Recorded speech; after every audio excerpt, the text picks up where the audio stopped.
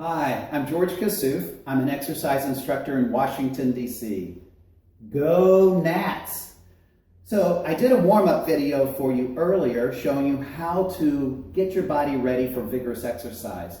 Then I went out for a jog and did all that vigorous work, and then I want to come back in and do my cool down and stretch.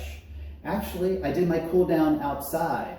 I walked a block until my heart rate came down and my breathing returned to normal.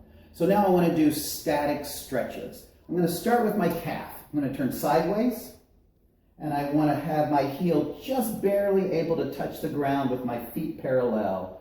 And I want to draw a line from my ear, my hip, to my heel, nice and long. And because I can't do one thing at a time, I'm going to also stretch out my upper body, because I know when I run, I tend to do this, and this will open me back up. And I want to hold every stretch for about 15 to 20 seconds. Now today, I'm only going to do one side so that I can get it all in 5 minutes. And then I'll relax, and I'm going to stretch now what's called my IT band, my iliotibial band. I'll turn this way. So I want this foot behind me slightly, not as much as the calf stretch, and I want to push it out there. My iliotibial band, it gets a lot of work from running, from stepping, from biking, and I need to also stretch it as well. It can lead to other malfunctions in the body if I don't have a nice, healthy IT band. So again, 15 to 20 seconds, and if I cut it short, it's just so I can get so many stretches in.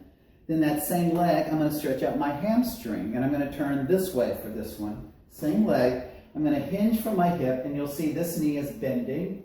And I want to try to keep my upper body up, because when I do this, I stretch out my back, but not so much my hamstring. So instead, what I want to think of is I'm reaching to where the wall and the ceiling meet.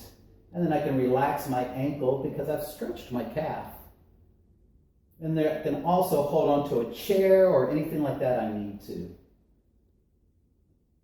And then I'm going to come back up. And this same leg, I'm going to stretch out my quadricep, this muscle on the front. So I've kind of worked it all the way around from bottom to top. On this one requires some balance, so if you want to hold on to a chair, you can. I'll show you a little trick though. Hold on to this earlobe. It tends to help you center yourself. Now, you probably also noticed that the floor is littered with dog toys, and that's because while I was out jogging, my dog decided to play with her toys. She won't pick them up, I will.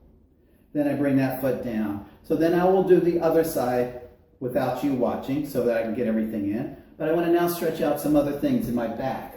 So I'm going to first do my low back by pulling my navel in, and that will help stretch out my low back. And there's a tendency to stop breathing here or to hold your breath. So just make sure you're breathing. And then I want to stretch out my upper back. And that's so important when you're running because you tend to do that. So I'm going to grab behind my legs, pull and hold that stretch. It's a stretch everyone loves, whether they run or not. And after holding it for 15 or 20 seconds, I'm going to do one more stretch, and this one's for my neck. So I'm going to just pull my head to the side gently. And to extend this stretch, I want to feel like with this hand, I'm going to push the floor down. And that just stretches all the way from my ear to my shoulder. And there you go. So those are your basic stretches. You're always welcome to add more. Make sure you do it after whatever workout you're doing. All right? Thanks for watching, and I hope you check out the other videos. Take care.